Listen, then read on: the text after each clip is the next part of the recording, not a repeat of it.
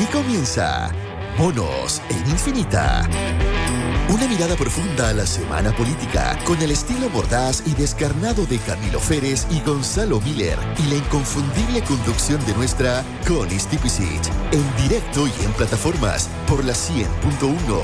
Esto es Monos en Infinita.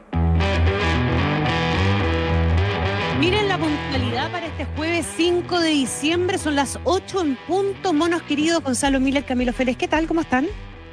Aquí, con una vez más nuestros jueves, ¿no? Venía jueves suavecito, íbamos a hablar de la guagua presidencial, pero parece que no. Teníamos una agenda como un poquitito más nice, ¿no? No, ya, a ver, con cosas que han seguido pasando, pero está un poquito más variopinta. Le íbamos a hincar el diente al caso audio fundamentalmente por la arista patio. Vamos a hablar de eso, sin duda alguna. Vamos a hablar del Ministerio de Seguridad y de cuánto implica o reporta algún mérito y algún éxito también para el gobierno. De la guagua presidencial, alguna mencionaremos también, ¿verdad? Porque esas cosas serán muy personales, muy emotivas, pero también traen sus efectos políticos en términos de imagen y de aire. Bueno, parece que después de las cosas que han pasado hoy día no dura tanto. Tenemos la crisis con las ISAPRES a propósito de la devolución. Tuvimos al presidente Boric en la SOFOFA y ahí con el tema de los impuestos dando vuelta en el intento del ministro de Hacienda de cumplir la última etapa, la última pata del pacto fiscal. Pero partamos con lo que pasó hoy día después de que se conociera, y esto tiene que ver con el caso audio. Una salida a cazar de parte de la Fiscalía por las filtraciones, con el allanamiento de un estudio de abogados del Partido Socialista. Vamos a contarles ahí en la conversación, van a salir detalles respecto de quién es el abogado y por qué se lo está investigando, pero fundamentalmente es un abogado que trabaja para la bancada y que es el representante de los diputados que son parte del caso audio. Y a él se lo está acusando de parte importante de las filtraciones que se han venido cometiendo, digamos, porque aquí también el Ministerio Público acusa en este caso y saca los dientes, pero no lo estamos viendo hacerse mucho cargo de las filtraciones que tiene el propio Ministerio Público con fiscales que han protagonizado también algunas situaciones incómodas. Les doy la palabra, queridos. Se dijo en Monos en Infinita hace 2 semanas, si no me equivoco. Aquí siempre hay un dicho popular que grafica mejor que nadie de lo que estamos hablando. Y en este caso hay uno que me gusta mucho a mí que dice: no me tiznís, le dijo la olla al sartén. El Ministerio Público persiguiendo filtraciones tiene varios elementos muy importantes. Es muy importante que lo haga para el procedimiento, para el proceso, para la igualdad ante la ley. Vamos a ir por todo lo políticamente correcto, pero uno no puede dejar de decir que esto solo es tema cuando la filtración no es del propio Ministerio Público. Claro, pues. Y una parte del fenómeno de las filtraciones, de la filtración utilizada como una forma de prejuzgar o de presentar estrategias, esta cuestión la inventaron los propios fiscales, ¿ya? O sea, estamos acostumbrados a que antes de las audiencias de formalización, antes del momento en el cual las pruebas se conocen y se expongan además un conjunto de elementos que son parte de la investigación, muchas veces investigaciones que son secretas y que finalmente entonces hacen un escenario en el cual todos nosotros al día siguiente vamos a ir a presenciar la parte, y digo al día siguiente en términos figurativos, puede ser quizá una semana antes, ¿cierto? Pero luego nos vamos a sentar a ver lo que en definitiva sí teníamos permiso para conocer. Claro. ¿Ya? Y es súper asimétrico. Y el primer momento en el cual esto se dio fue con la igualmente tristemente célebre puesta en escena del abogado de Luis Hermosilla, que es su hermano, que hizo algo equivalente, ¿cierto? Tratando de demostrar cuáles son los valores que están en juego cuando alguien toma este tipo de información, ¿cierto? La ubica a un grupo de personas y la tira al ruedo. ¿Ah? Y ahí como que a nosotros nos quedó esta como disonancia cognitiva y dijimos, bueno, esto es súper raro, no contribuye al caso, está enlodando gente porque sí, pero no entrega las pruebas. Bueno, esto pasa permanentemente. Solamente quería hacer esa aclaración antes, la habíamos comentado previamente, pero creo que vale la pena decirlo. En este caso en particular, creo que porque ahora afecta corta las investigaciones que está llevando adelante el propio Ministerio Público, porque las ha enredado. Hoy día nos estamos haciendo cargo de una cuestión que debimos hacernos cargo hace mucho rato, que es el hecho de que existen procedimientos para el tratamiento de la información que forman parte de las causas, y esto tiene un sentido que no solamente tiene que ver con ocultar la información, si es que muchas veces se dice aquí, nosotros si no existiesen las filtraciones no nos habríamos enterado de X, Y o Z. Entiendo esa aprehensión, pero también cuando las filtraciones son parciales, cuando se establece como verdad pública un relato, luego es muy difícil probar cualquier otro tipo de relato, y por lo tanto es algo peligroso. Y aquí voy a usar la misma frase que usaba una empresa de inversiones en un comercial. Mira cómo cambian las cosas cuando pones un tú. Cuando se trata, ¿cierto?, de tu defensa, cuando se trata de tu caso, te parece que entonces si aquí sí hay valores que hay que defender y resguardar. Entonces, habiéndome sacado la rabia de encima, puedo seguir con el otro argumento. Creo que en buena hora estamos comenzando a ponerle el cascabel al gato de una serie de accesos a informaciones que no tenían ni el más mínimo resguardo, dada la importancia de las causas y de los bienes que están cautelados ahí. Hablamos de gente que tenía acceso a claves personales de fiscales para auscultar dentro de causas que pueden estar o no caratuladas como secretas, da lo mismo, y podemos discutir latamente si es que tiene algún sentido tener causas secretas o parte de los procesos secretos. Ese es otro debate.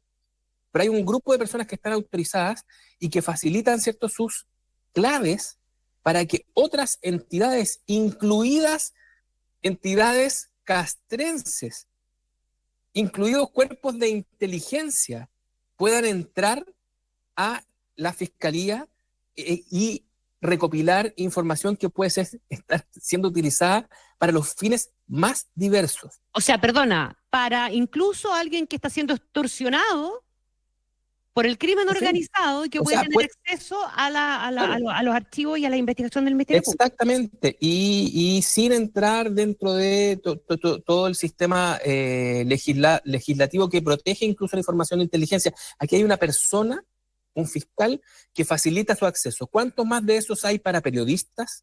¿Cuántos más de esos hay para otros organismos, para otros fines?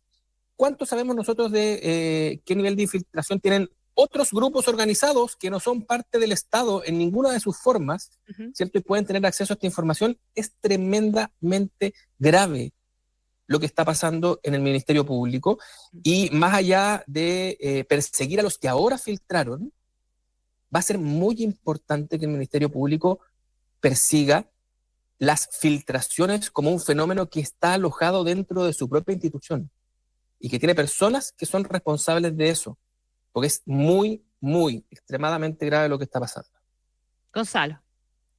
Yo me voy a confesar primero, porque vengo aterrizando y estaba en Argentina y ayer me entretuve toda la tarde, para que vean por qué vengo descalibrado. Estoy tratando de calibrarme con la gravedad que lo plantea Camilo, que tiene toda la razón, ¿no? Ayer en Argentina encontraron un senador cruzando la frontera de Paraguay con Brasil con $200.000 en un maletín. Perdón, en un bolso. Primer hecho. 3 horas después, los medios estaban dando a conocer la declaración que dio en Paraguay el senador. A los 15 minutos apareció la declaración de la secretaria que lo acompañaba. O sea, las filtraciones parece que vienen. No estamos solos, dices tú. No, las filtraciones, porque ahí estamos hablando de online, o sea, el nivel, todo estaba pasando online, o sea, el tipo declaraba, yo creo que la persona que tomaba nota alcanzaba a poner enter y se despachaba a los medios en Argentina. Entonces, y quizás si uno va un poquito más lejos, ¿no? Porque pareciera ser de, claro, bueno, Argentina, no es algo a lo que quisiéramos parecernos, al menos en estos capítulos, ¿no? En otros podríamos envidiarlos, pero en estos no. Pero cuando uno mira a Estados Unidos, y en general los modelos que usan el principio de publicidad como un elemento importante de la persecución penal, las filtraciones, o uso de los medios como una parte de la litigación, que es algo que entiende el Ministerio Público, que entienden los abogados que litigan penalmente. Hoy día los estudios empiezan a tener presencia cada vez más de personas dedicadas a la comunicación, no a la litigación necesariamente. O sea, la variable del principio de publicidad, mal entendido o demasiado extensamente entendido, es el que nos tira en esto. Entonces, tampoco hay que ponernos más colorados de lo normal respecto de... A mí lo que me molesta no es tanto la filtración como la manipulación de la filtración. Es que ese es el punto. Ya. ¿Ah? Es que, bueno, hay un matiz ahí, perdón. Claro, que si no ponía el pero en la filtración, es muy difícil después ponerse colorado en el tipo de filtración, discriminar cuál es maliciosa. Si va a salir algo, que salga todo. Bueno, sí. Ya, porque es la manipulación selectiva, porque termina siendo una manipulación mediática, del tipo de información, de hacia dónde se orientan las responsabilidades. Claro, eso sí, justicia, ¿no?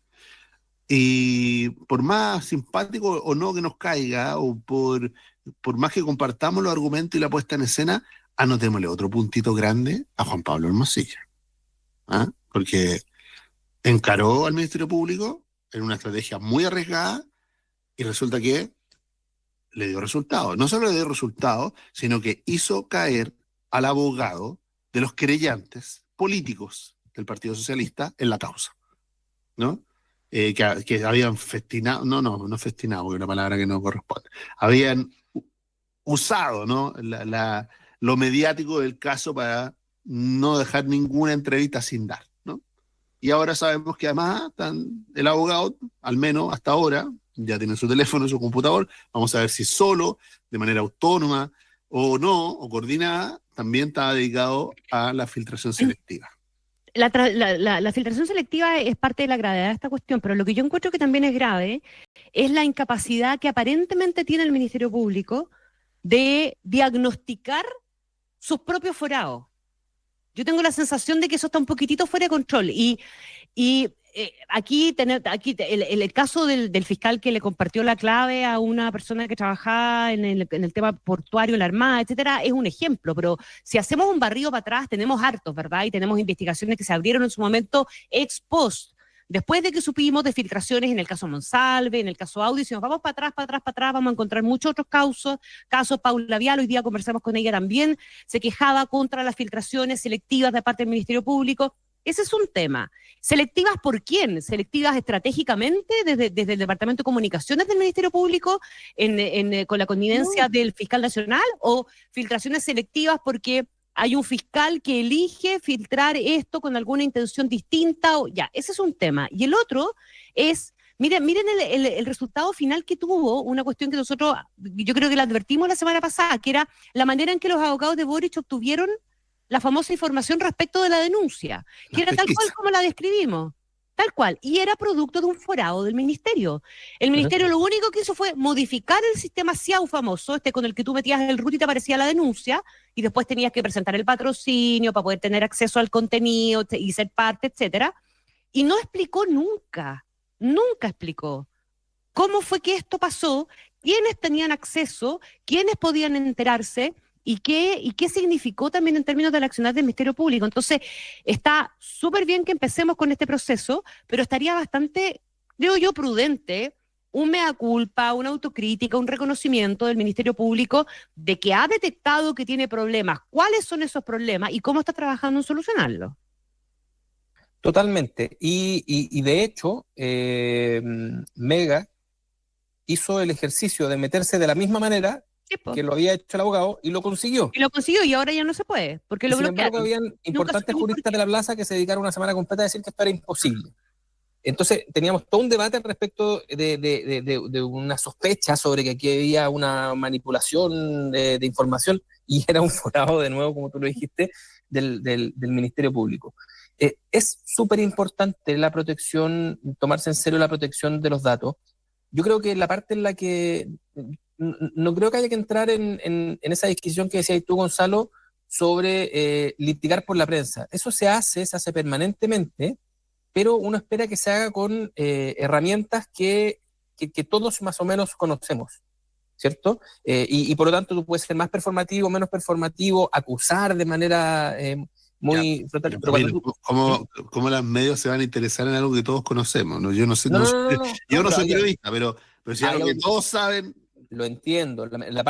Eso no va a ser una exclusiva, pero por lo menos va a estar al acceso de todos, ¿cierto? Y cuando me refiero a información, que si el abogado puede ser más mediático o menos mediático y puede hacer una acusación súper agresiva puesta en un medio, que puede ser igual de interesante por su agresividad, ¿cierto? O porque maneja datos, o porque conecta datos, o porque construye una historia, vaya y pase.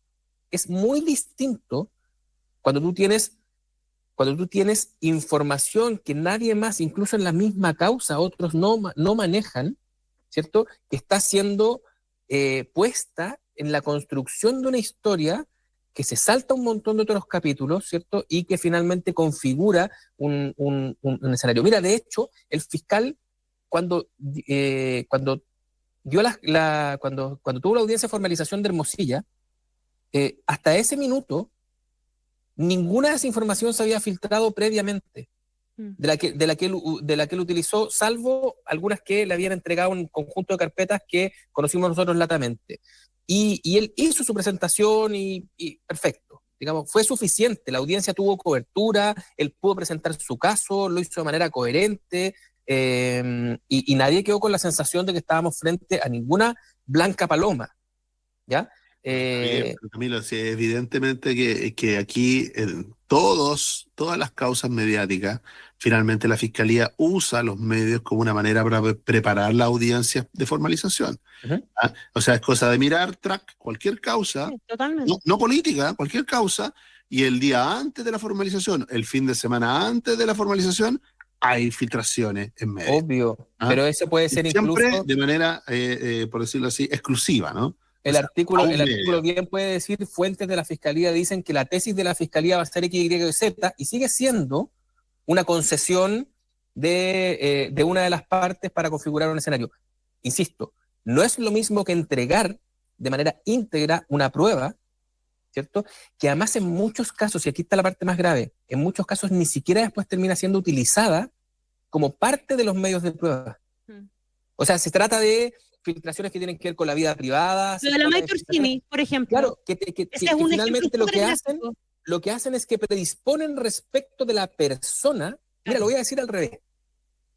En el caso de la filtración del caso, o sea, en el caso de la acusación al presidente, el historial de la persona que tenía la acusación te prejuzga respecto de cuán verídica, verosímil es, porque esa persona tiene un prontuario gigantesco. Y eso, ¿cierto?, no está siendo utilizado necesariamente dentro de la causa para la defensa de nadie. ¿Te fijas? No, o sea, puede ir para lado y lado.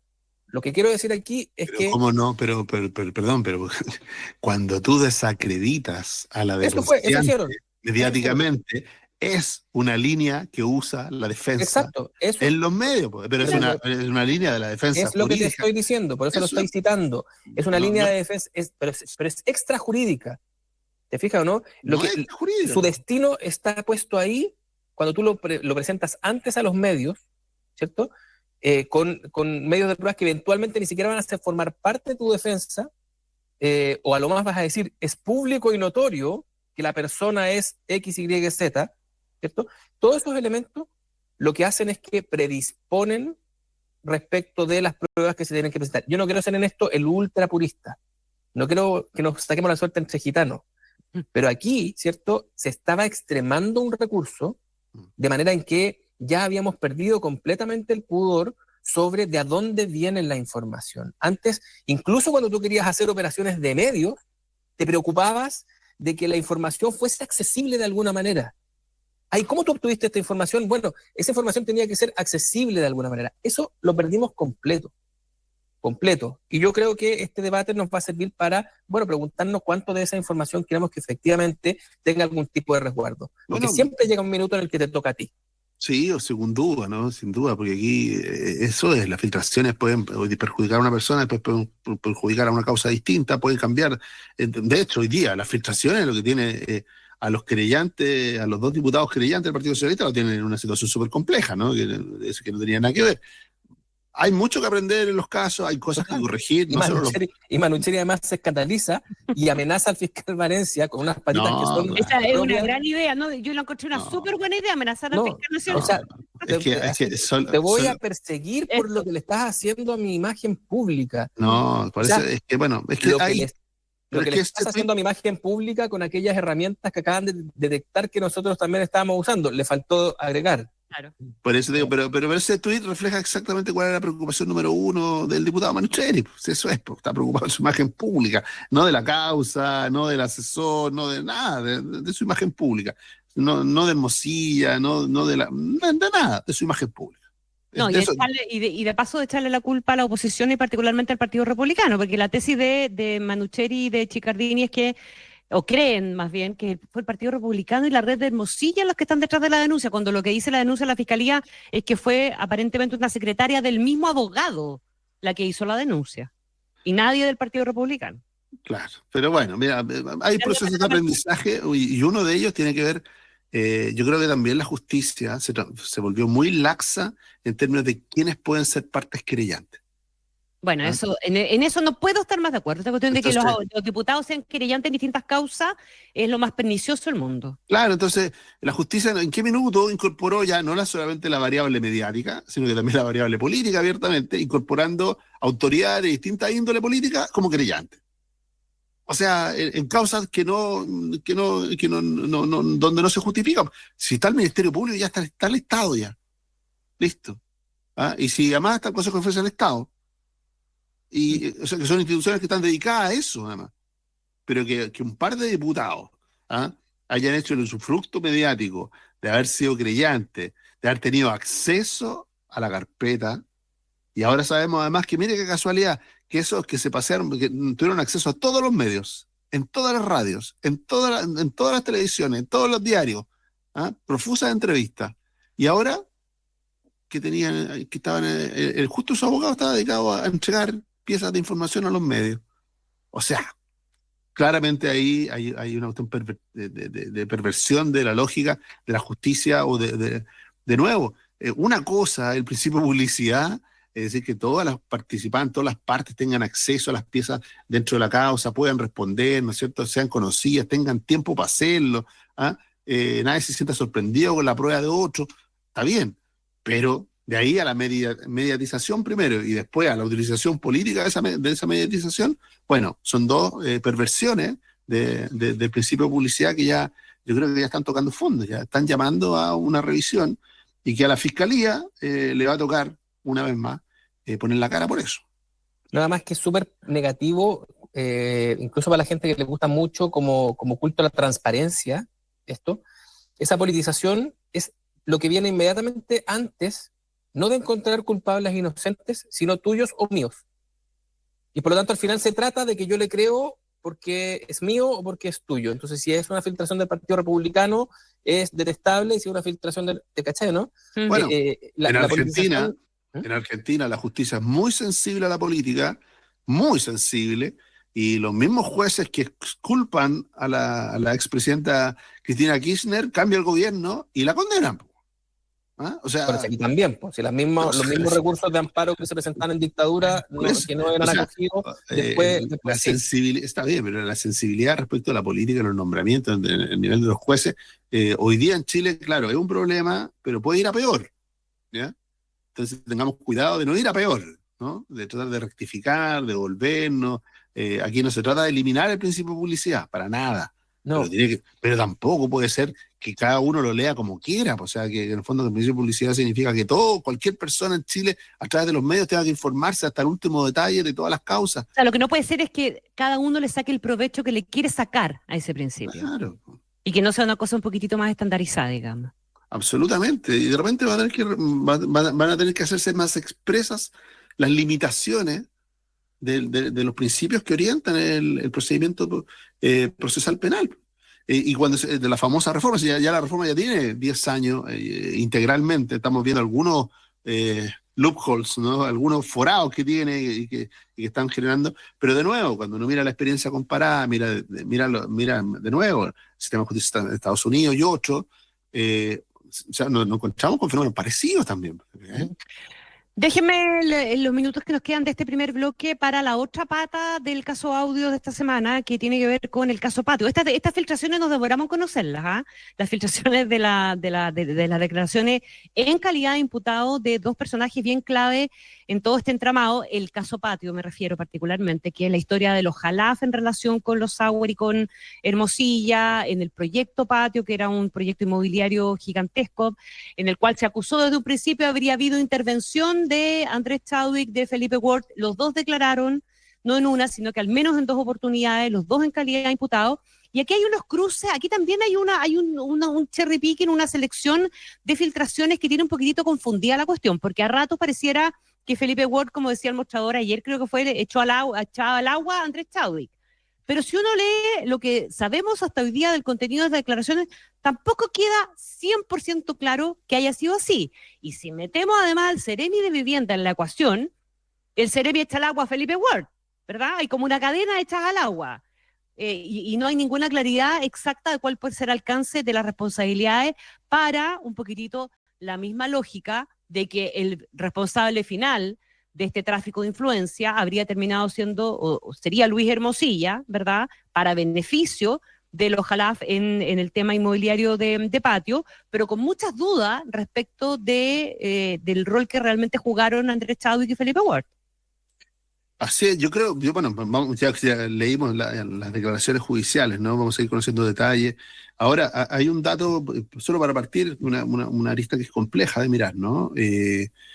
Donde el único formalizado es Hermosilla, ¿no? Uh-huh. A pesar de que hayan declarado como imputados los dos exministros, el único formalizado, o sea, el único que la Fiscalía, con todas las declaraciones y las pruebas que tiene hasta ahora, cree que debe formalizar, es al propio Hermosilla. Decía, y la declaración que hace, todo está en los ojos de quien lee también, porque yo leí la declaración del Ceremi y dice, sí, el ministro me dio instrucción de que esto era prioridad y que debe sacarlo rápido. Hasta ahí, o sea... Me instruyó a agilizar la tramitación de las solicitudes. Le dijo, oiga, no importa que no se pueda, hágalo. Otra cosa. ¿Ah? O sea, vea si se puede y si se puede, hágalo rápido. Chuta. Oiga, no, es que esto normalmente se demora 2 años y se demoró 2 meses. El punto no es si se demoró 2 meses o se debería haber demorado 2 años o 4 años, ¿no? En lógica de permisología. Si el punto es si se hizo correctamente o no. Uh-huh. ¿Hizo algo incorrecto el Ceremi para poder sacarla en 2 meses? ¿Hizo algo incorrecto el ministro para poder sacar antes del tiempo? Y lo segundo, porque también la diligencia, en este caso, descartar la única variable compleja, creo yo, en mi opinión, que es la presencia de que alguien le hubiera ofrecido algo, algún tipo de premio por esa diligencia. ¿Ah? Pero si es un funcionario público que corrió más, transpiró más, porque había un jefe interesado en el proyecto, o porque había una autoridad interesada en el proyecto, o porque el proyecto era parte, ¿no?, de las cosas que estaban priorizadas por el presidente de la República, a mí esa parte, por lo menos así de la lectura que uno hace, no es la más compleja. Lo que hay que despejar es que no exista ningún tipo ni de premio, ni de estímulos, no, nada que ocurra en ese tipo. Porque si no, la lectura de que, con la lógica de lo que decías y tú, con de echar al agua, yo creo que lo que corresponde es que una autoridad que declara ante la Fiscalía diga la verdad.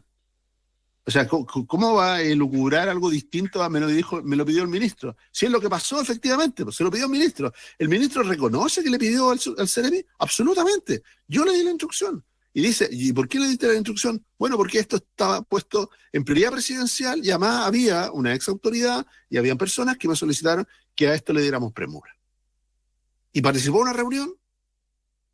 Obvio, participé de esa reunión. ¿Y quién lo invitó?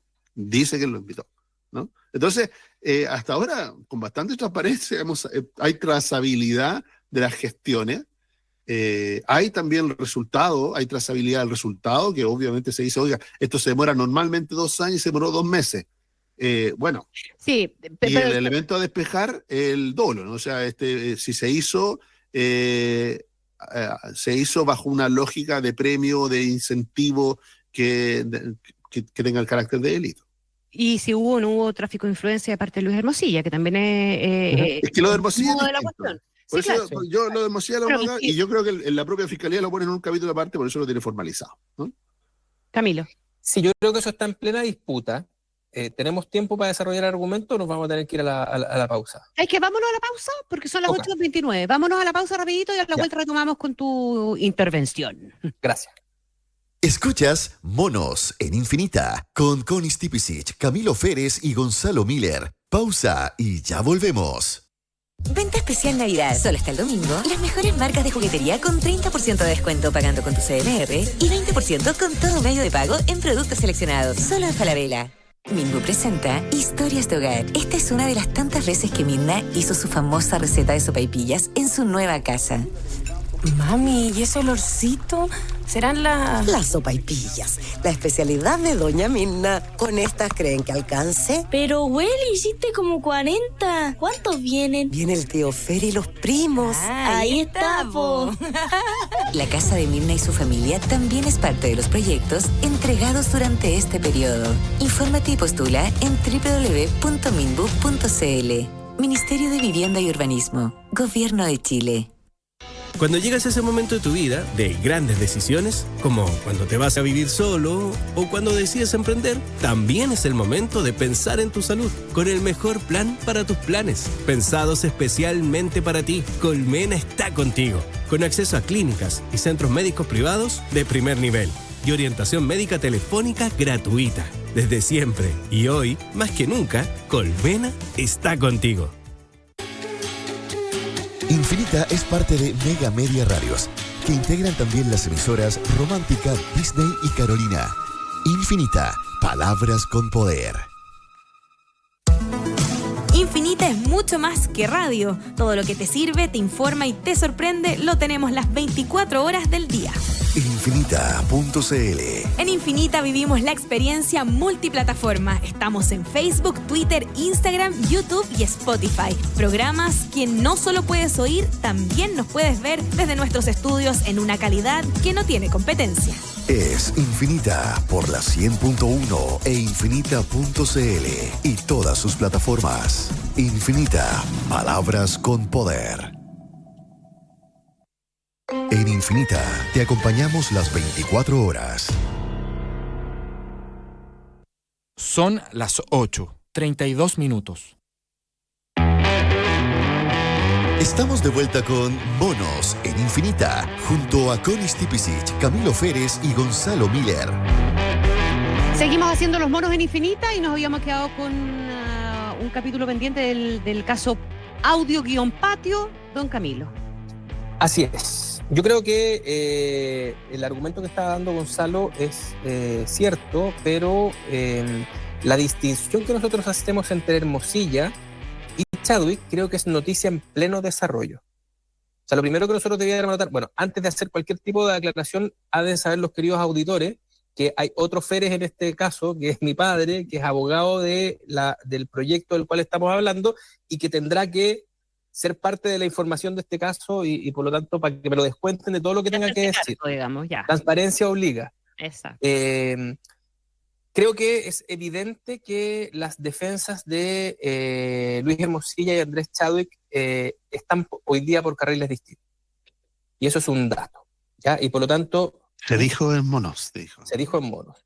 Y esa distancia va a generar un tipo de competencia respecto de dónde termina el caso, ¿ya? Porque la pregunta que nosotros nos estamos haciendo hoy día, perdón por la introducción larga, no es si es que aquí hubo o no la aceleración de un proyecto o la priorización de un proyecto, que puede ser por los más diversos motivos dentro de un gobierno, puede ser un paquete de proyectos, como efectivamente lo tenía ese gobierno. La pregunta es, ¿por qué este proyecto? Y en esa pregunta, ¿por qué este proyecto? Algunos pueden decir porque Chadwick y otros van a decir no, porque Hermosilla. Y el primero en tirar información al respecto fue el propio Chadwick, que dijo Luis Hermosilla era funcionario público. Ergo, puede ¿Era ser... funcionario público? No, bueno, sí, eso fue lo que dijo él en su declaración, que es la parte de... que sí, Pues estaba en horario, era un abogado en horario. sí, pero él lo calificó como un funcionario público en su declaración. Y creo que eso contribuye al hecho de que pueda decirse de que su sola operación, en este caso... Eso viabiliza el tráfico de influencia. Podría ser tráfico de influencia sin necesidad de arrastrarlo a él. Si eso es cierto o no, si se puede sostener en el tiempo en un trabajador honorario, será otro tema. Es Pero motivo de debate, pero sí tiene un punto. Hoy día cada vez más la Contraloría y sí, dice que las personas honorarias no están exentos de toda la responsabilidad. Exacto, ni tampoco de todo el poder. Tampoco tienen toda la responsabilidad, pero está sí. bien. Y va a ser un debate, pero en definitiva, obviamente es parte de la línea de defensa de Andrés Chadwick. Es decir, que no hay que ser muy brillante para entender que se trata de decir de que él sí era socio de Luis Hermosilla, era público y notorio que tenían una tremenda relación, que además hacía un montón de cosas por él, por el presidente, en fin, pero que hay una parte de la operación de él que la hacía a nombre de esta relación, pero que no necesariamente él era parte de esa decisión. Eso es lo que él va a tratar de demostrar. Claro. Básicamente que él usaba el timbre Andrés Chadwick sin el consentimiento de Andrés Chadwick. O al menos sin su consentimiento vez por vez. El drop name, que se le llama, ¿no? Exactamente. Y por lo tanto, ese caso va a ir en algún minuto a tratar de construirse ahí y de demostrarse ahí. Pero hay algo que este caso en particular respecto de otros casos sobre tráfico de influencia, corrupción y otros, está teniendo algo distinto, que no son solamente las filtraciones, sino que probablemente en la génesis de la decisión del abogado Hermosilla de entregar su teléfono íntegramente, estaba también la decisión de no convertir como muchos otros casos sí lo han sido, en una diferencia entre no culpables e inocentes, sino entre los pillados y los no pillados. Que es lo que muchas veces pasa en este caso. Es decir, hay cosas que todo el mundo sabe que se hacen de una determinada manera, pero el que va a pagar el pato es al que lo pillaron. No todos los que lo hacen. Es como el que le están sacando el parte y mira cómo pasan los autos por el lado. Exactamente. Pero señor, usted no vio que yo venía detrás de un gallo que venía tranquilamente a 250. Bueno, pero lo pillamos usted. Claro. ¿De acuerdo? Eso que operaba de una cierta manera y que seguía esa lógica, aquí se está pensando de una manera bien, bien interesante para todos nosotros que somos fanáticos de estas disputas del poder. ¿Ya? Y lo que está haciendo, por lo tanto, la defensa de Luis Hermosilla desde ese minuto y en adelante es tratar de decir, miren, existe el lobby jurídico, existe el tráfico de influencias extendido en el Estado, es decir, aquí se pide, se solicita, uno se hace acompañar de gente que tenga influencia porque la maraña es tan difícil de sortear que se requieren ciertas voluntades de las partes para poder navegar en ese entramado, y comienza cada vez más a aparecer una situación que es extendida y que no es puntual ni particular. Creo que la defensa de Luis Hermosilla depende mucho de este elemento, así como la defensa de Andrés Chadwick depende mucho del otro, de decir que Luis Hermosilla utilizaba sin su consentimiento ese supuesto poder y ascendencia sobre él para hacer navegar y además cobrar por estas gestiones, que es lo que van a tener que probar en el caso. Entonces, toda esta introducción... Claro, solo como paréntesis, Camilo, pero da la sensación del relato del ministro Ward. Él solo asiste a esa reunión porque lo llama Andrés Chadwick, si no, no asiste. O sea, en ese caso, Hermosilla estaba operando, Hermosilla seguía al Ministerio del Interior, no Chadwick. Chadwick ya era ciudadano, no tenía nada en lo público, había salido ya de ese cargo hace rato, pero asiste básicamente por eso. Exacto, por el ascendiente, y esa es una cuestión que va a ser muy difícil de aquilatar en el proceso. Sí, no era funcionario, pero sin embargo, el funcionario asistió solo porque, lo dice en su declaración, bueno, me está llamando una persona tremendamente importante. Tremendamente importante para su sector, con primo del presidente, o sea, no es... Claro, lo que pasa es que esa lógica de por qué asiste a la reunión lo hace salir del tráfico de influencia.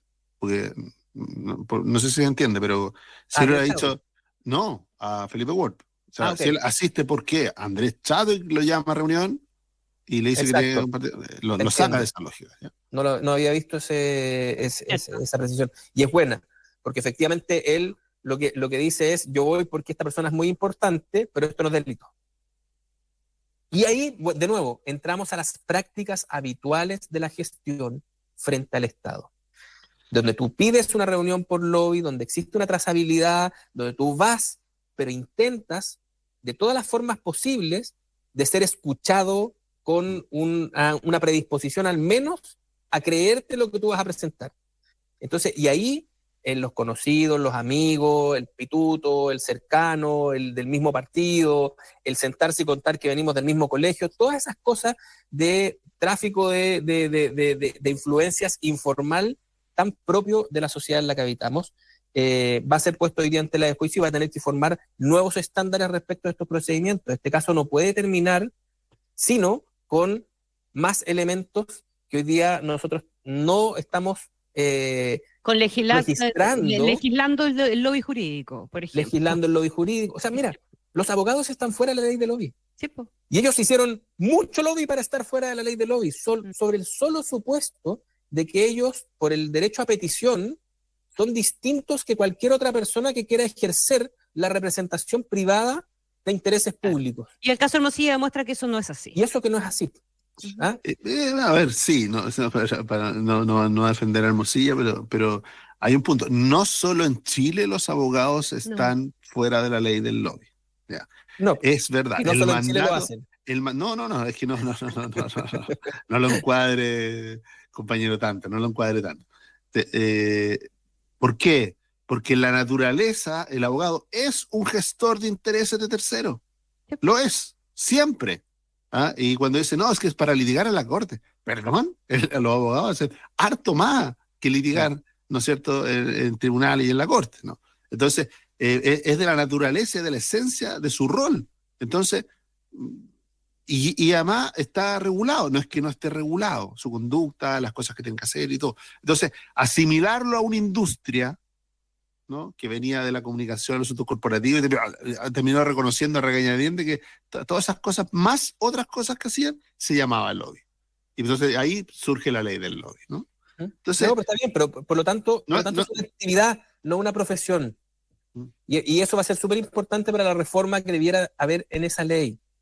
Es que cuando tú representas intereses privados ante una audiencia pública, ¿cierto?, lo que estás haciendo es intermediación y por lo tanto estás haciendo lobby. No, pero es que, perdón ¿sí?, el matiz, ¿no? Pero la naturaleza de la profesión de abogado es la representación de intereses. No es que se esté extendiendo hacia el lobby. Entonces, por eso cuando el concepto, el lobby jurídico, que suena muy bonito, ¿sí?, es incorrecto. Sí. Porque parte de lo que hace el abogado es un gestor de intereses. Bueno. En distintas dimensiones. Sea para una industria, sea para una persona, sea para... Y la primera parte del programa nos dedicamos a auscultar todos aquellos espacios no jurisdiccionales donde se juegan los casos. Medios de comunicación, autoridades, Congreso, y por lo tanto la intermediación de esos mismos intereses frente a esos otros poderes que también configuran los casos, hoy día está en una asimetría respecto de ese título habilitante que tiene el abogado. El abogado, cuando hace el lobby, debe estar sujeto a las reglas de la ley del lobby. El abogado de una empresa. Cuando litiga, no, obviamente. Es que de nuevo, ¿viste? Es que por eso te digo, el encuadre es, el abogado es mucho más que un litigante. Eso es. Es un representante de intereses de terceros. Si tú eres abogado de una compañía, representas todos los intereses de la compañía ante órganos administrativos, ante autoridad, ante cualquiera. Sí. Y hay una cuestión que es súper interesante que normalmente no se juzga. En su naturaleza. Obvio, y no se juzga regulado, salvo en los casos como el narcotráfico. Al abogado, además. Es bueno para el encuadre, mi compadre. No, le permite. Mira el ejemplo que me sacas. Es el narcotráfico. Lo que te quiero decir es que el abogado hace todo eso y además se asume de que no tiene por qué creer ni compartir los valores de su cliente. No es. Okay. No. Ya, no. Nosotros asumimos cuando un abogado defiende a un narco o a un culpable, ¿sí?, es porque toda persona merece y tiene derecho a la mejor defensa posible. A mí me gusta esa justificación, pero déjame terminar el argumento. Yeah. Uno asume entonces que el abogado cuando defiende no compartas tu visión del mundo. No, por eso, no. Es al revés lo que te estoy diciendo. El abogado cuando defiende a alguien, no necesariamente es porque comparte, ¿cierto?, los valores de esa persona, cómo se comportan. Y sin embargo, el resto de los actores que intervienen representando a terceros sí son juzgados de esa manera. Es que tú tienes de cliente A. Hay asimetría respecto al abogado que no. Este es un reclamo gremial, entonces. Sí, y la dais por buena, y hoy día me parece interesante como, volver a aquilatarla. ¿Sabéis que la escena en la cual alguien se defiende o representa sus intereses es tan amplia y compleja que requiere distintos profesionales, requiere distintos tipos de defensa, y esa defensa puede ser perfectamente profesional, debe ser profesional y debe estar sujeta a reglas? Ese es todo mi alegato, compañero abogado. Sí, es un tema interesante de diferenciar, ¿no? Y sobre todo porque es cosa de mirar, cuando yo miro el mundo de los asuntos corporativos en general, hay mucha gente poco abogado. Y en el mundo de los estudios jurídicos hay muchos dedicados a temas jurídicos y a temas litigantes y algo más. Es verdad. Sí, por eso digo ahí. Ahora, pero de nuevo, volvemos a la esencia, ¿no? La definición. El abogado siempre va a ser un representante de intereses de terceros. Uh-huh. De distintos tipos de intereses. Habilitante para ello. Así es. Ya, los invito a que nos hagamos cargo de la aprobación del Ministerio de Seguridad, porque este es un proyecto que se presentó durante el gobierno de Sebastián Piñera. Sí. En medio de un clima político bastante enrarecido, muy adverso a los temas de seguridad, que se retomó con fuerza durante este gobierno cuando la agenda de seguridad le explotó en la cara, en definitiva, al Ejecutivo, y terminó convenciéndose de que pasaba a ser la gran prioridad ciudadana, en medio además también de toda la convulsión que ha tenido el Ministerio del Interior, y particularmente la figura de la propia ministra del Interior, ni hablar de la salida de Monsalve las últimas semanas, digamos, que podría haber sido el ministro de Seguridad. Ojo con eso, era candidato a ser ministro de Seguridad, sin duda alguna. Se aprueba el Ministerio de Seguridad. La pregunta es si aquí y se los pregunto abiertamente, ¿hay algún mérito? ¿Hay mérito del gobierno en esta aprobación? ¿Le puede implicar algún tipo de rédito en materia política? Yo encontré que a la ministra del Interior le cambió la cara, digamos, andaba bastante más, no sé si radiante, pero andaba mejor de cara, en esta oportunidad. ¿Cuánto puede durar eso? Porque este es un tema que se pueden generar muchas expectativas en torno a él. Empezaría a operar, si es que se logra seguir el timing, eventualmente en mayo, junio del próximo año, si que se cumple la promesa, pero hay que transferir competencias, hay que transferir funcionarios, hay que aterrizar esta cuestión y hay que bajar un poquitito la expectativa de que esta va a ser la solución de todos los problemas en materia de seguridad. Gonzalo. Bueno, pero nuestra crisis de seguridad poco tiene que ver con la parte administrativa. O sea, por eso que el anuncio del ministerio puede ser correcto, puede ser necesario, genera controversia, hay gente que dice que no tiene sentido. A la verdad, el origen del Ministerio de Seguridad es sacar del Ministerio del Interior los temas de seguridad. Uh-huh. O sea, más que erradicarlo en un ministerio distinto. Originalmente se hizo una subsecretaría, ¿no? Como ya, vamos a radicar en esto, y de hecho el perfil de los subsecretarios eran subsecretarios que tomaban el tema de seguridad, ¿no? No eran los subsecretarios del Interior, los de prevención del delito. Y así fue Cristóbal Lira, y era el hombre de la seguridad, y él hacía vocería, llegaba a todos lados, se tomaba el tema. Subsecretario del Interior, ahí en paralelo, pero el ministro del Interior jugando más libre, ¿no? En los temas más políticos. Yo, claro, cuando le mira la cara de alivio que tiene Carolina Tobar, yo no sé si es por eso o porque lo considera que es su guagua, ¿no? Así como, no porque hay una cosas probablemente. No porque hay una competencia de guagua, pero sino porque nació ya el proyecto, ya lo logró, ¿no? Hay Ministerio de Seguridad en algún minuto. Ahora, hay cosas que quedaron muy mal resueltas, sí, que van a generar, y que de alguna manera apuntan a esto último, ¿no? A que no había una mirada muy clara de lo que se esperaba del Ministerio de Seguridad. Este último engendro que fue los seremes de seguridad. Pero los seremes de seguridad que comparten funciones con los delegados presidenciales. Pero las tienen los delegados y subsidiariamente los seremes de seguridad. O sea, si el delegado no le pasa nada, ¿qué hace el sereme de seguridad? No hace nada, entonces. No quedó bien resuelto. Quizá el gobierno tenía que expresar que iba a eliminar los delegados presidenciales, y tiene sentido el seremi de seguridad ahora, a pesar de que ese tema lo han reclamado mucho los gobernadores, así como en su minuto lo empezaron a reclamar los alcaldes, y nacieron las direcciones de seguridad municipal, y nacieron funciones de seguridad a nivel municipal, ahora lo están reclamando mucho también los gobernadores.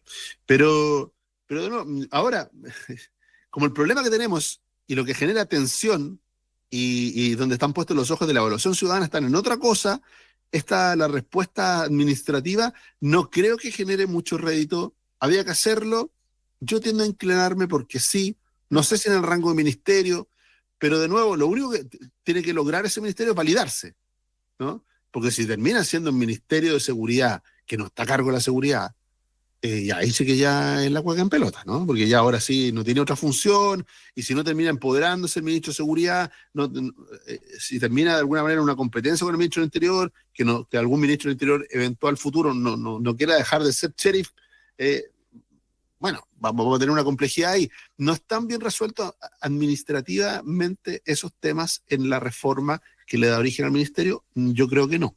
Por lo tanto, va a haber un proceso de evaluación corto, creo yo, y de ir corrigiendo estos baches, no solo lo de los Ceremi. Camilo. Está muteado. Está silenciado. Estás hablando muy bajito. Se te acabó la pila. ¿No? ¿Sí?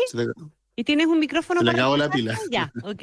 Ahora, parte de la postura del gobierno, y así lo decía la propia ministra del Interior, es que la idea de la seguridad no está dentro de las tareas que hay que descentralizar. De ahí el mandato del delegado, finalmente, sí, te escuchas bien. De ahí que el mandato esté en el delegado y que sea el delegado el que faculte o le dé atribuciones o instruya al sheriff famoso, porque lo que está claro es que los gobernadores no han tenido nunca atribuciones en esta materia y no las van a tener, Camilo. No, te decía que la cara de felicidad de la ministra probablemente tiene que ver con, como tú decías, ambas cosas. Ahora, creo yo que, como ya habíamos comentado en la mañana, Connie, esto que le encanta a Gonzalo. Te faltaba Llegaba al minuto 51. Exactamente. Estábamos quedando fuera con eso, pero claro. Esto creo que es una señal de desacople del clima político, que dentro de todo es bien positiva, porque este es mérito muy importante de la ministra del Interior, por haber continuado, ¿cierto? Muestra mucha decisión, resiliencia, capacidad de irse adaptando, ¿cierto? Pero también, siendo ella misma un coto de casa, también habla del Congreso y de la oposición.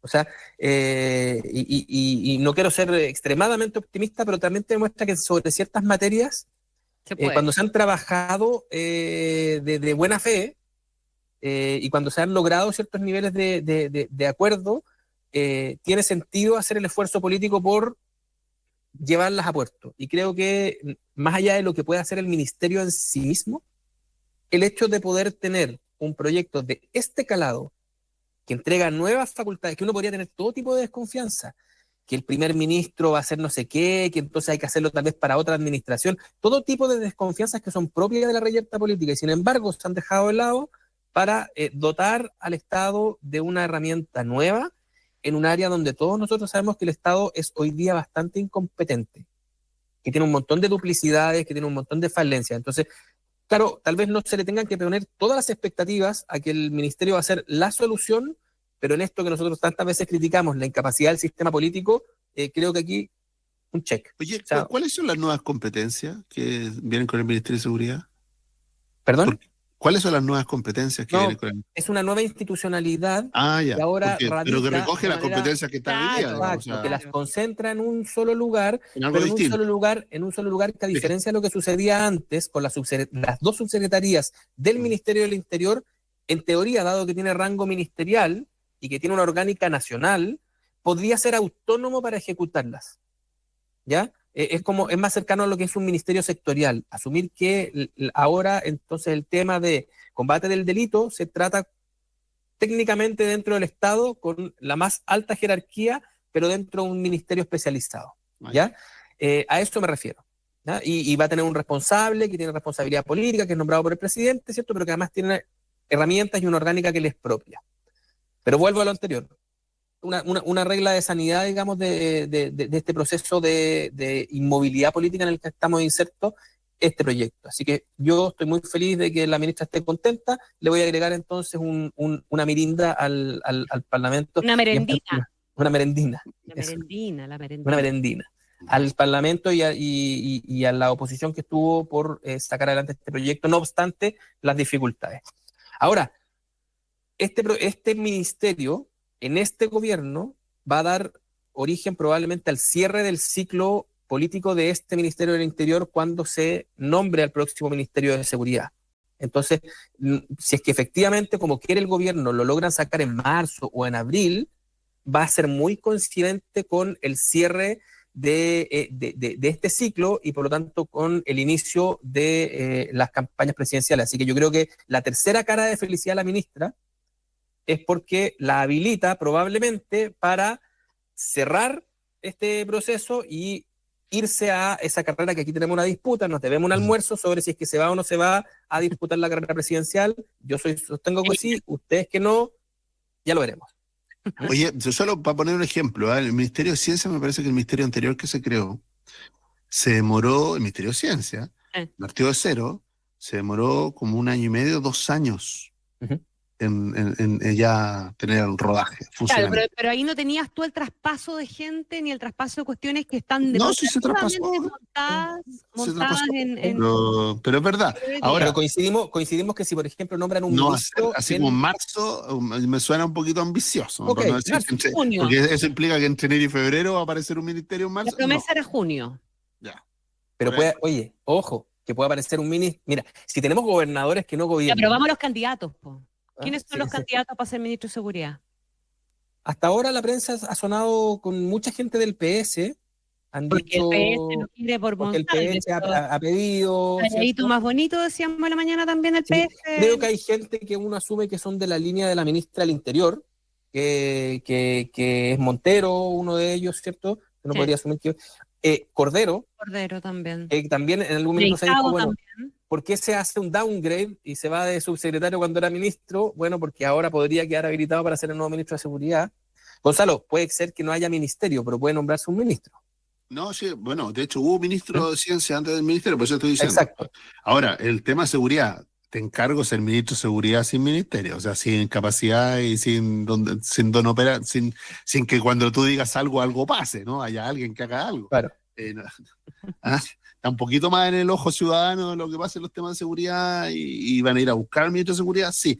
Así que yo no sé a quién le desearía ser ministro de Seguridad, pero yo creo que si hay algo que está equivocado es la lógica de esta viudez del Partido Socialista. O sea, que al final tiene que ser un socialista o es un diputado, o es un diputado o es otro subsecretario que anda por ahí, pero algún socialista tiene que ser. Sí, no, claro. Yo creo que el debut del Ministerio de Seguridad tiene que ser alguien que tenga algo de patrimonio en materia de seguridad. No, estamos de acuerdo. O sea, de hecho tiene que ser un experto en el tema, tiene que tener legitimidad con las policías, tiene que tener legitimidad eso con el saca Estado, carrera a todos esos nombres que estamos dando. O sea, sí. así, pero no a todos los socialistas. No, sí debe haber algún socialista. A mí se me ocurre uno. A ver, tranqui. Alewi. Pero bueno, ya. O sea, ya eso ya. Bueno, tú quieres la rendición incondicional del Frente Amplio. Así ya, pero ya sí, de rodillas, compañero. Político en sí mismo, ¿no? Fui a buscar a Lewy. Imagínate. Así, como dice el meme, así. Y al Frente Amplio le va a decir, nosotros fuimos a buscar a la Beatriz Sánchez a México. Exacto. Porque esa es la última. Pero bueno. Parece que lo de Bodanovich, el no de Bodanovich va bien en serio. Porque si estamos reflotando el nombre de la Beatriz Sánchez, porque finalmente Bodanovich no va a haber cómo convencerlo. Yo creo que tiene mucho sentido. Bodanovich sabe que él tiene todo por delante, tiene que encontrar el momento para hacer las cosas bien. Las encuestas tampoco que lo hayan catapultado así como que lo hayan forzado, ¿no? Que le doblen la mano a la voluntad de él de ir a otro ritmo, ¿no? Pero sí, es difícil de explicar lo de esto de ir a buscar a la embajadora a México, ¿eh? Está difícil de entender, ¿no? Bueno, sí hay que hacer un saludo a la bandera que está con bandera conocida. Oye, hablaron de la guagua de Toá por el proyecto. Hagamos una referencia no frívola, sino que haciéndonos cargo del hito político que también comunicacional, de ánimo, que también representa un anuncio cuidado, estudiado, un poquito dilatado también, porque esto era un rumor hace mucho rato.